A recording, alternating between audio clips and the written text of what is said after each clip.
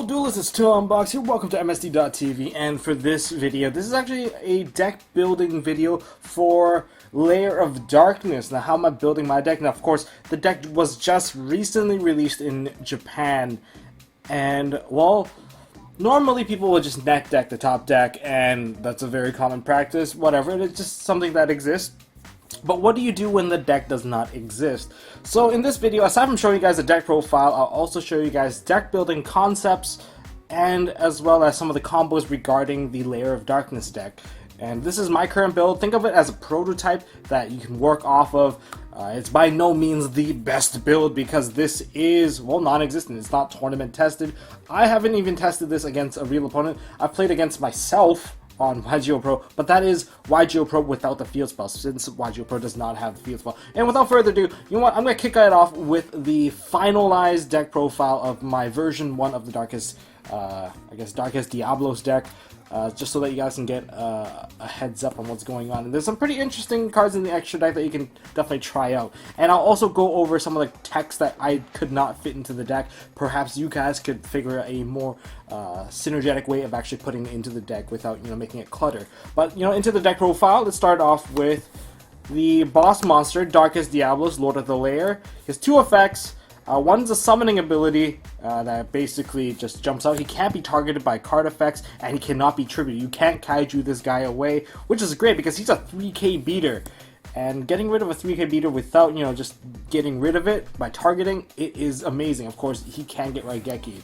Now, he can summon himself out when you tribute a card on the field, a dark monster you controlled, and that's actually not too bad. It's pretty easy to do that, especially when the rest of the deck does most of the work for you.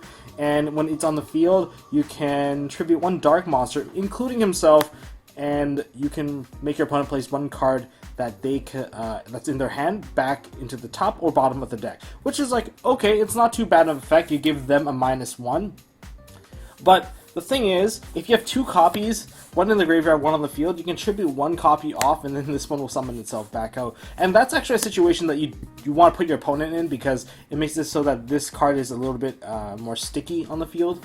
So, that's one fun way of doing it. But overall, he's going to be your big beater. He's going to be summoned out all the time, and your goal is to actually summon him out as much as possible. With the stats of 3,000 and 2,000 defense, he is an easy target for all your viruses. And speaking of viruses, we have Lilith, Lady of Lament, or Lament. She is your trap searcher. Think of her as Spellbook Library or whatever it was. Basically, you get to put 3 traps, normal traps, and your opponent randomly gives you one to set onto your side of the field. So in other words, this card can't be Ash because it's set straight onto the field, which is, a nice thing to do. Aside from that, that's also a quick effect, and the quick effect part of her is very important, especially if you run the field spell, because she's going to be able to remove your opponent's monsters off of the field while you control the field spell, which is a very nice thing, and potentially even get you even more traps. So this is something that your opponent has to answer to, especially when it's on the board, because the moment your opponent summons while the field spell is up, that monster can be considered as good as gone. But aside from that, she's also a level 3 2k, but when she is summoned, she does normal summon, she goes to 1k. So not exactly the strongest monster, but if you do special summon her out, well, congratulations, you have a 2k beater that can proc off deck dev if you run deck dev. But that's what she's there for, and she is the only monster, I believe, in the structure deck that offers a quick effect tribute cost. So that's for her. Next up, we have Arima, King of Wickedness. He is one of your key monsters here. Keep in mind that you can discard this card to add Lair of Darkness to your hand. I'm not sure if you're going to use that very often. It is very good, especially going second to fetch out the Lair of Darkness, because Lair of Darkness can easily break boards. I mean, think about the current board right now. It is about the Pendulum Magicians, the negation, whatever. If you actually manage to land the field spell, there's not too much to get around. You can just break their board pretty easily through the usage of cost. And this is also one of your combo pieces to actually bring out your big boss. If you manage to put another monster on board and then summon this card out, tribute that monster out, and then instead of drawing a card, you can add Darkest Diabolos and you can just special summon him onto the field, because his tribute effect to summon him out, there's 2 clauses. One is when he's in the graveyard, and one is when he is in your hand. If he is in your hand, you can summon him out even if he wasn't originally there. But if you're summoning him from the graveyard, he must have originally been in the graveyard to actually summon out. Mainly because they're just preventing you from going, oh, Darkest Diabolos, tribute himself, effective Diabolos, summon himself back out. They're just preventing that. So you need a copy of Diabolos that was originally already in the graveyard to use the tribute summon trigger, or quote-unquote tributed monster to get his summon trigger.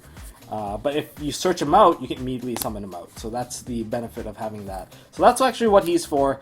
Most of the time when you do a tribute cost effect, you will be summoning out Darkest Diabolos, which makes him a very valuable monster. Think of this monster kind of like Grapha from Darkwood. It actually has a very similar feel.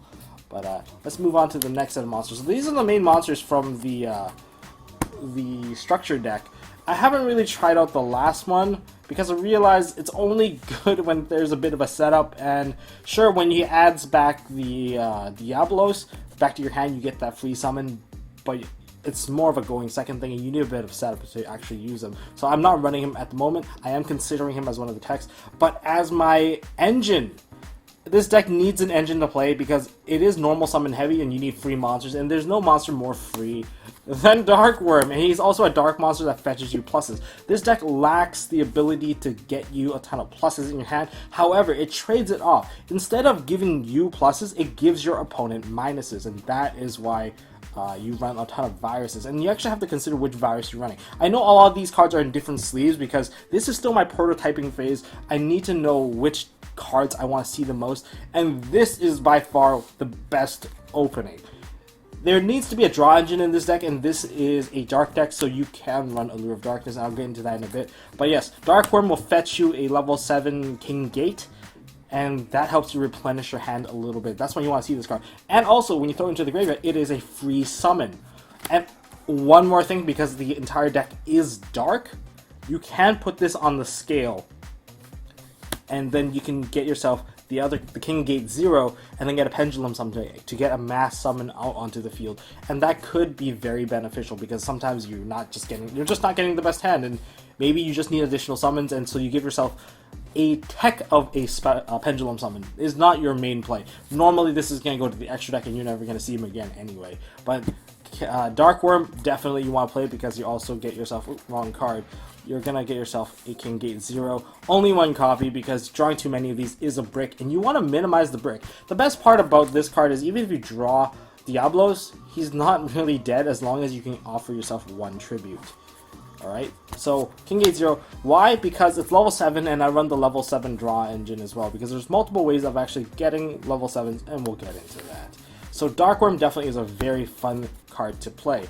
What else am I playing? I'm playing one copy of Blackwing Steam the Cloak. Remember, you can't really synchro with this card, but you do use him in the graveyard. He is vital in the graveyard because he has a tribute to special summon himself out of the graveyard. That is an activated effect, not inherent effect. So basically you get to just summon him out.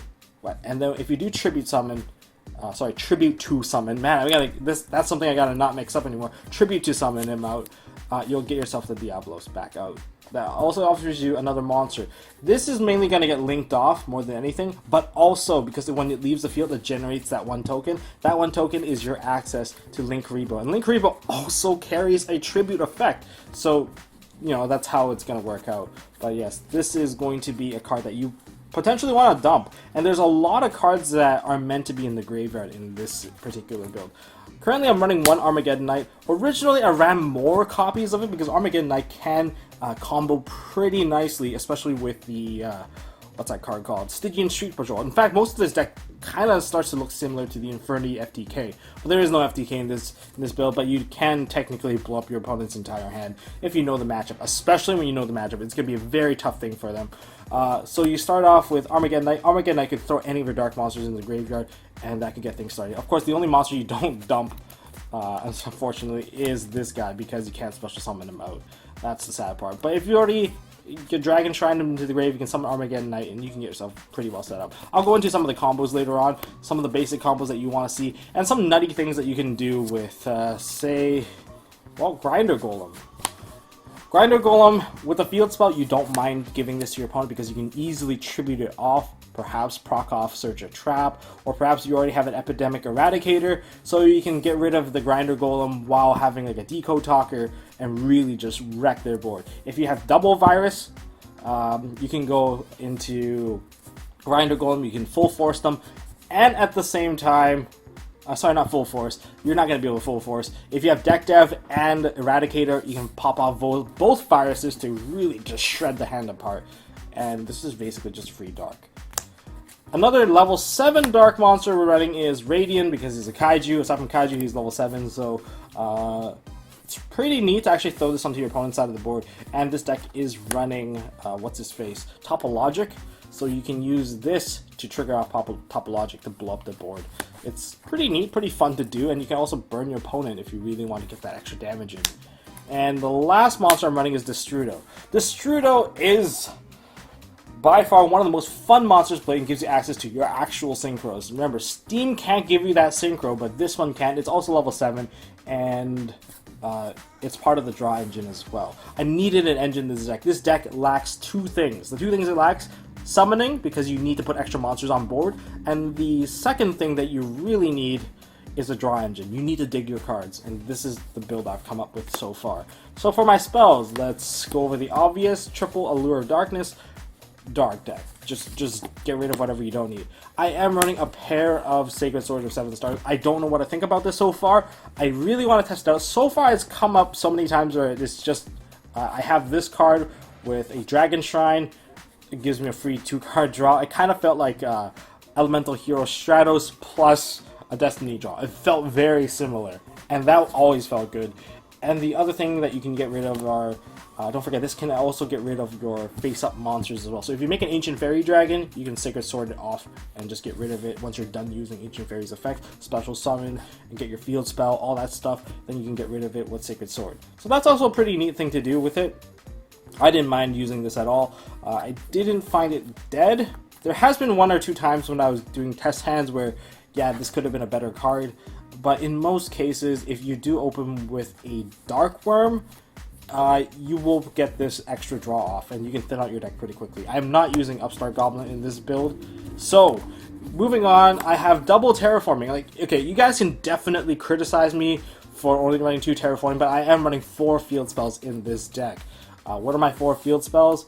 It is a pair of Dragon's Reed. You want to see this because your boss monster, unlike the rest of the deck, he is actually a dragon, and he actually synergizes in that graveyard. Because of that, Dragon's Ravine is very nice. You don't mind throwing him into the grave because it's not really a cost. As long as you have one of your other monsters to tribute off, you're good to go. So that's okay. And even if you open with Dragon's Ravine, it's pretty easy to get that tribute. That tribute is can come from your extra deck too, and I'll show you guys in a bit. Of course, I'm only running 2 copies of Lair of Darkness. Here's the thing about this field spell versus other field spells. It is not a win condition field spell. It is not a combo starter field spell. It is a play opener field spell. And that is why I am not running so many copies of this. I've actually had the problem during test hands when I was playing triple Terraforming, triple of this. Too many of these field spells, and then when you realize it, when you play the field spell, you have nothing else to follow up with. And that's why I decided to cut it down. In fact, you don't even want to open with this card when you're going first. You can easily Ancient Fairy into this card through the Dragon Ravine, but easily Dragon's Ravine will be more popular going first. This card is definitely a 3 of when you go second because board breaking, opening the mechanic to trigger your opponent's monster for cost is significantly damaging to their hand size or their field size because they are losing a ton of resource at your cost. So that's why it's good. And it also generates that 1 token, which will eventually give you additional link plays. And remember, the token that comes out is level 3 and has 1000, 1000. So there's a bit of a difference for the token that it generates. Next up, this is just a 1-up enemy controller. It's just very good with the field spell and gives you additional body. Think of it as a mind control that eats up one of your opponent's monster. I haven't been able to fit Raigeki in here, but I chose this over Raigeki just because it's a bit more devastating. And as a quick play, think about it this way: you have the field spell up, or like a Metaverse on the other side. You put the Metaverse up, they have already committed to the board. You use this, take the 2 mon, get rid of 1 monster, take the other, and now you're a little bit more protected, and they need to reset their combo again, and you control one of their combo piece along the way. It is a little bit annoying, yes, and can get rid of some problematic cards. However, versus like Inspector Border, your opponent's not really going to put another card on the field, and putting in their stuff in defense mode doesn't exactly benefit you, so that's why this is only at 1. Maybe when you side deck to go second, you can put more cards in to actually break the board, but with Lair of Darkness, it's pretty easy to break boards. This part is pretty obvious, Dragon Shrine, and Foolish Burial. This is mainly to actually set up the initial play because you need the extra summon. You don't get much benefits off of Arima if you don't have an additional monster. You want to put out your boss monster out as soon as possible. With Arima, Dragon Shrine, it is extremely easy. And you can potentially even rip a card off. And that's a 2-card way to actually put out a 3k beat stick. That is a recurring 3k beat stick. So this is a necessity, and this is like a flex choice. Next up, we have the 1 monster board. I fit it in just because I can. If I could put another card in here, I would, but this is just really good, and you can sack your opponent just by having this card sometimes. So that's why. And in terms of the remaining trap line, this is a 40 card deck, so I have 7 traps here. Starting with a pair of Metaverse. Similar to how the Psy-Frame field spell works, you don't mind not having it on your own turn. You just want it to face up during your opponent's turn so you can actually do some massive damage, or maybe it's past turn 1. Then, yeah, of course, the field spell is pretty nice. But aside from that, this card here is also like it also gives you increases your chances of being able to get your Lilith on the field. Lilith effect activated, because you do need to search 3 traps, and they have to be normal traps. But of course, your side deck is going to be extra nasty, because you can search, if I'm not mistaken, you can go triple D barrier, and your opponent has to give you a D barrier. And for certain matchups, like Pendulums, or Rituals, or anything with a special monster card type, definite shutdown, definite turn skip is going to happen. So that is very unfortunate for them. That's why I wouldn't recommend using Evenly Matched, though, because Evenly Matched is only really good when it's in your hand, not on the field, where your opponent can answer it. So aside from the Metaverse, we have our Virus package. I'm choosing a pair of Full Force and an Eradicator. This depends on the matchup. If you're playing against Pendulum, you would take side this out for sure. You might even put in Crush Card Virus, because the deck doesn't exactly get anything except for Dark Worm that they can throw into the grave. But if you can wreck their hand, imagine if you blew up every single copy of the Astrograph out of their hand. They are not going to be able to do too much. Okay, sure, they can go into a Black Fang. Guess what? All the Black Fangs will activate as well, so yeah, there's a bit of a trade-off. Maybe Crush Card is not the best idea.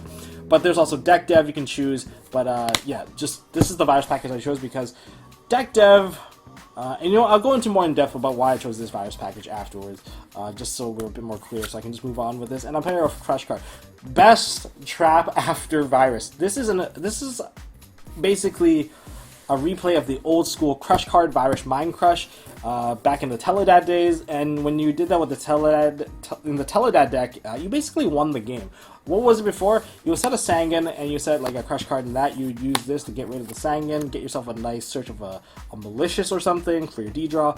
You blow up your opponent's hand, and then you Mind Crush the remaining cards that you could not have gotten rid of with the Crush Card. This is the same idea, because Full Force Virus and Epidemic, both of them let you check your opponent's hand. Crush Card lets you check their hand, but unfortunately the new Trap card does not let you check their hand. That's why I am not playing that new card. And your opponent can blow up cards in their deck instead, and that might be a problem. Sure, though, their effects don't activate, but they do get to activate it on a later turn, and that can really bite you in the ass later, because it's just, I don't know, I don't want to give them free cards. Can you imagine if they blow up like a Snow? A couple of cards that can be banished from the graveyard. If you're playing Trickstars, like the Reincarnation, just make a full board of dudes for free through your Virus. Of course, they can't really summon, like, they can't draw a monster, because if they draw a monster, it blows up and they can't activate the effect. But all in all, it is quite devastating. Now into the extra deck. Wow, this is already a 20-minute video. Extra deck, I have a Dark Strike Fighter. Let's go over the Synchros first. I have a Dark Strike Fighter. I'm mainly focusing on level 7s. Ancient Fairy Dragon, Yazi, and a Black Rose. Of course, these aren't really sleeve. I'm breaking them out of different decks. Yazi can proc off viruses and has stats for both to meet both viruses. Ancient Fairy is there to actually reset when you do your field search. Dark Strike Fighter can give you a burn and give you your Dark Monster back, so you can burn for 14, and then you can also get your Diabolos to get that game-winning punch. Yazi is just a good monster in general, and Black Rose is just to blow the field because it's pretty easy to do that with what's-his-face, Destrudo. So that makes for the entire Synchro lineup. I don't exactly have an Xyz lineup except for one copy of Baguska. Okay, that's it. As for the links, I have Link Rebo because he has a tribute effect, and it's potentially one of your walls. If you actually manage to get out tokens, which is why I consider playing Scapegoat or even Fires of Doomsday, if you have that on the field, you can just tribute it off, summon out Link Rebo, summon your dude, and you can eat a couple of hits, take a bit of extra damage, and potentially, well, Link Rebo is definitely going to stop one of the attacks. So they have to deal with the 3k wall in the end. So that's kind of the fun thing about Link Rebo. But I haven't been able to fit the token build in, so Link Rebo's access is very limited to Grinder Golem and Steam. Proxy Dragon, it's just Proxy Dragon. A pair of Link Spider. I thought I had a pair. Yeah, I do have a pair of Link Spider. This was just for. Originally, I had it for the Scapegoat tech. Next up, we have Akashic for the Grinder Golem. We have a Underclock Taker because it's dark and it can potentially ruin the attack of your opponent's monster, especially you can just reduce their attack by 3k, which is pretty nice. And then for the rest of it, we have Skull Dread, we have Decode Talker, Topologic Bomber, and we have a Borreload. So that is the current build of the deck. How did I actually get here? Well, I will tell you. Alright, for this little part here, I'm just going to quickly go over all of the notes that I've taken regarding this deck on how I did the deck building concepts. Let's see if I can wrap it up in 5 minutes so we can go into the combos, so this video doesn't go over 40 minutes. Okay, so for concepts, first thing you should know is, this is a shout out to Oscar, is that how do you play like a new deck? What are you supposed to know? Know that you're supposed to lose quite a bit because the deck is still fresh. No one has really kind of fully understood the matchup just yet, and because of that, you should take notes on how you lose, what are you losing to, because you will always win once you have lost to basically everything and you know how you've lost. Yeah, that's basically it for the first part. Concept 1, remember that you're going to lose a lot. Concept number 2, when you're deck building, think about your win condition. And here's the thing about Lair of Darkness. The field spell is not a win condition. It is a play option opener. It is a very good play option opener because it bypasses a lot of the speed in Yu-Gi-Oh! Because using your opponent's stuff as cost is ridiculous. The only thing that really does that is basically the Kaijus and the Lava Golem, and they're not really cost, they're just summoning conditions, but it is using your opponent's stuff for that reason.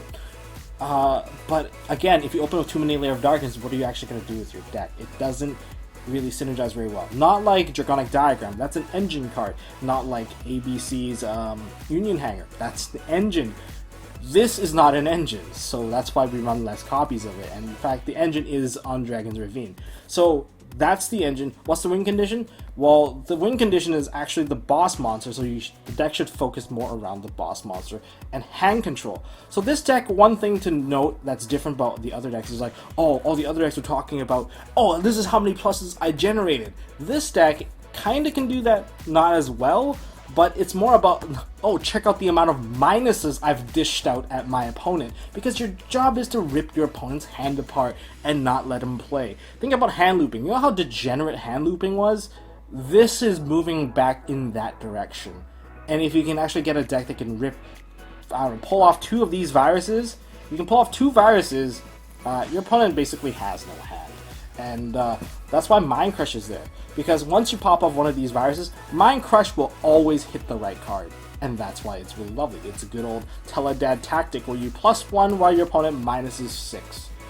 It was a very fun thing to do. So in other words, those are the directions that you should think about. Don't think about all the crazy text. And when I thought about like the viruses, this is actually my little concept of what the viruses can do. So should I run deck dev? 2 deck devs? I hit all the hand traps, but I might not hit any of the combo pieces. Like for Pendulum Magicians, I might hit, I guess I hit one dude, the Harmonizing Magician, and probably the Purple Poison. And in the end, that might actually just bite me in the ass, because maybe he actually wanted it dead. And it also fuels his what's his face, Black Fang. And oh my god, overall, not very good. Don't want to play with that one. Full Force Virus, I might pop off some of the other ones. I'm not hitting off the purple poison, which is good. I am not taking out... I guess I'm not taking out some of the bigger dudes, but I am taking out perhaps the Wisdom Eyes. I'm taking out some of the ones with lower defenses. But overall, I'm not going to totally screw myself over, and perhaps I'm hitting more potential targets. And it hits a True Draco as well, taking away the Maidens, taking away the, if they play, what's his face? The Ignis. You know, there's just more targets. And then Eradicator is really good against everything but Pendulums, since Pendulums don't exactly have a lot of traps or spells that they really rely on, because most things are monsters. And you can even consider Crush Card, but that's how I ended up with a pair of Full Force and the Eradicator. I might take it out because, again, this is a concept deck. This is not the finalized, ooh, this is best build ever. This is a starting point for all of us to kind of wrap our minds around. Now, there's also like Soul Transition and Spiritual Dark Art of Greed. That, I thought it was a bit too slow, a bit too gimmicky, and it's a bit too easy for your opponent to answer, because you don't want to use it on your own cards. You want to use it to your opponent's cards. And your own cards already have pretty good effects for tributing, so that's why I completely cut those out. And then Draw Engine, I need the Allure. I realized two problems in the deck, which is summoning and getting a good hand. So I focus my deck building around those concepts anyways. Those are the necessities, and try to focus my build on getting Darkest Diabolos and controlling the hand. So that's the approach. Anyways, let's go into some of the combos. So this is not much of a combo, more of your draw engine, why it's so versatile. If you open with any of these cards, with any of these two in the bottom, you're guaranteed to dig your deck for at least 2 additional cards. And you are thinning your deck out with these cards as well on top. So say I open with a Supreme King Dragon Darkworm and I get myself another Lair of Darkness. It's very simple because I'm just going to show you all the drawing methods. You just summon this card out. Normally you're not even going to summon it out because you probably have a better target anyway. You probably can throw that into the graveyard much quicker. And you search your deck for your King Gate 0. And then you can play a Lair of Darkness, draw 2 cards, and then you can just get rid of that card instead. That's kind of how it works. That's part 1. But this will actually burn your normal zone. So this is probably the worst case scenario. But in your other cases, where if you actually open with a Terraforming to Dragon Ravine to toss the card into the graveyard, perhaps you toss even your boss monster, which is also very good, you're going to get your boss monster and additional draws. And they all work the same way because they all basically end up getting this card as your cost for all your draws. That's why it's powerful, and that's why it's super consistent, because basically any combination of this kind of opening and you're getting to the chance to dig into your deck. And the better you dig, well, the faster you get into your combo play. So this is why this is basically the overview of the entire draw engine. But let's go into some basic plays. So for the first combo, it's actually pretty basic. It's not like an OTK, but it is one of those combos that set up the hand control. Starting off with the Dragon Shrine. Of course, the card you're tossing, I made sure it's in a different sleeve for now because it's still the prototyping phase. I'm going to toss the Supreme King Gate Darkworm. I'm going to activate Supreme King Dragon Darkworm. And I'm going to activate its effect to add myself the Supreme King Gate 0. Alright, so if any of these cards are your draw engine, of course you can extend your deck a bit further. But on top of that, you can also just normal summon this card. And activate its effect. Now you tribute off the Supreme King Gate Darkworm. And now you search your deck for the boss, Diabolos. There he is. To your hand, and then in a new chain you can activate him because you did tribute something in the previous chain, and also on top of that, he's not in the graveyard. If he's in the graveyard, he had to be in the graveyard beforehand, but now you tributed the Supreme King Dragon Darkworm. Now you can special summon him out. And right now, you technically are at a +1. And remember, this deck isn't all about counting pluses, it's about dishing out minuses. So starting off to dish out the first minus, use Darkest Diabolos to get rid of 1 card in your opponent's hand by tributing this card off. And if you have any Virus now and Mind Crush, if you have a Virus and a Mind Crush, basically your opponent is pretty screwed already. But if you have any sort of draw engine to speed yourself up, all the better. If you have even more monsters, even better. But that's just one way of setting up. So that's the basic setup. It's not like a super advantageous combo where it's like, oh man, we're gonna go mass plus. You can technically mass plus if you have a field spell on the other hand. But this is the initial basic combo. Alright, for the second combo, we're just going to use Dragon's Ravine or Terraforming to get ourselves the Dragon's Ravine, and then we have a Supreme King Dragon Darkworm, or you can have the boss monster Diabolos, and you definitely need a hard copy of Lilith. These other cuts can be anything. It's most likely going to be a draw engine if you actually can't use it, or it could be an Arima, but then if it's Arima, the combo will change anyway, so let's just think these are probably just draw engine cards or just more search cards. But regardless, let's start off with the Dragon's Ravine. Let's activate that. Activate the effect Dragon's Ravine, toss it away the Darkworm, and we're going to get Diabolos into the grave. This might not be the most ideal combo. Perhaps you guys can figure a better one out. Definitely let me know down in the comment section below. And from here, we're going to go into Darkworm. Darkworm effect. Get yourself a copy of the King Gate 0, which is alright. It's pretty neat. So far, it doesn't seem overwhelming, but now you can do the normal summon of the Lilith. And Lilith can tribute off the Supreme King Dragon. But in this case, do you actually want to get rid of this dude? Probably. I'll probably get rid of him. So then I can get myself the 3 traps. Remember, the traps that Lilith offers are random. Your opponent chooses at random, so you might even get the 1-of copy of whatever that you let them have. So in this case, I'm going to go full force, and Eradicator. If I get lucky, I'll get the Eradicator. If I don't get lucky, I'll still have a full force in the back, and then it's just random, kind of like I forgot which spell, yeah, the library spell or whatever. And then they just set 1, and then it's like wham, this one's set. Which one's this one? Okay, I got a full force, which is the more likely case of the two. And because you tributed something, Darkest Diablo summons himself out, and now you have a full force. But this, I don't think, is enough. This is a pretty decent start, but Ravine's still on the field, and if we are able to get ourselves the our favorite tuner into the grave, we can switch that out to the Lair of Darkness instead. But this one's actually not too bad because we can proc off the virus and we still have another tribute still available. Okay, so this is your sackiest combo. It looks very similar to the last one, except that this time you have I guess a Foolish Burial. This could be Foolish Burial, this could be, I guess, anything really. It will get you there. It's kind of fun, as long as you can get an additional ditch into the graveyard. So you start off with the Dragon's Ravine, you toss away the the King Dragon, and you ditch yourself a Destrudo. Okay? From Destrudo, you're going to summon up this dude. You're going to get out your King Gate Dragon, and you get yourself the King Gate. And now you haven't normal summoned yet, which is okay. You can use Destrudo's effect, summon itself out. Costs half your life points, by the way, targeting this. This is now level 3.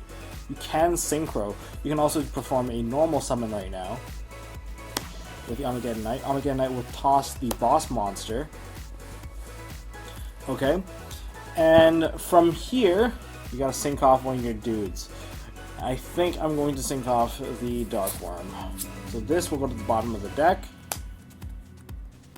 And you're going to summon an Ancient Fairy Dragon. Probably up here. Alright? It's up there. And from Ancient Fairy, you're going to pop the field spell to get yourself the Lair of Darkness.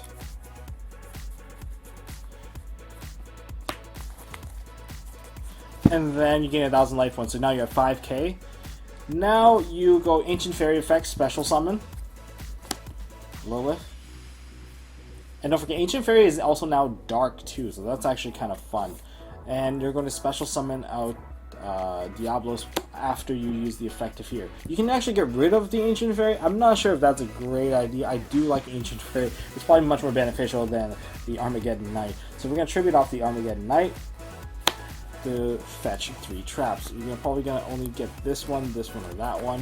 Full force for Eradicator. If you already have a virus, that's good for you, because you can go for a Mind Crush chance. Well, whatever they give, let's see whatever random chance that we're going to get here, and stop. Okay, we got a full force, which is the most likely chance. So we set a full force, it sets right onto the board, and because you attributed a card, Diabolos comes out. So in your hand, you have 2 cards. You have Lair of Darkness to tribute your opponent's monster. You have a virus to get rid of your opponent's cards. And if you have other kinds of viruses, even better, but you'll have 1 dud card. If this is a draw card, you can trade this for 2 more cards, which is not too bad at all if you if I use these on myself here, because if you virus your opponent on their draw phase or whatever, now you get to see all their draws. That's not bad at all. But if you do manage to get off Lilith, remember, you can revive this card quite easily because this is a quick effect, and you can get yourself another trap.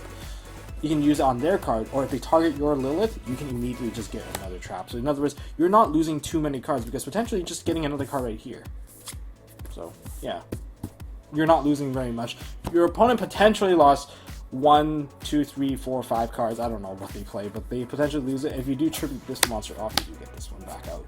So that, all in all, is not too bad. You can even have used Darkness Diabolos to tribute this card to actually ruin your opponent's hand even further by getting rid of one of their cards before you end your turn. So that's one of the combos available. That is a bit more sacky, but the whole point is you're trying to get that combo as consistently as possible. There's other ways to actually summon out Diabolos, such as opening with a Dark Strike Fighter, burn them for 14, and then summon out Diabolos with the virus. The virus package is usually what will win you the game. I think if you get the virus plus a Mind Crush, that will kind of just ruin everything, because Mind Crush you're definitely hitting a priority card with that Mind Crush now. And remember, everything that your opponent draws anymore, it is going to be popped or it's just not going to work out very well for them. So that is my, I guess, concept for you guys. If you guys enjoyed this video, hit me up with a thumbs up. If you guys want to see more videos from MST.TV, hit that subscribe button. I'm going to do a live duel test versus Pendulum Magicians with this deck. So stay tuned for that. It's going to be very fun. It's really just an interesting concept to test out and build decks. So that's all I got for you guys. Until next time, don't forget to hold on to your MST.TV. Hey guys, thanks for watching. If you like this video, please drop us a like so we know we are doing a good job, and you can also subscribe to MST.TV for more fantastic videos by clicking on the button on the left. Don't forget to check out our partners at Imperium Duelist. They make really high quality mats, including some of my own limited edition release stuff. And if you want to check out one of our past videos, click here on the right. As always, don't forget to hold on to your MST.TV, and I'll see you next time.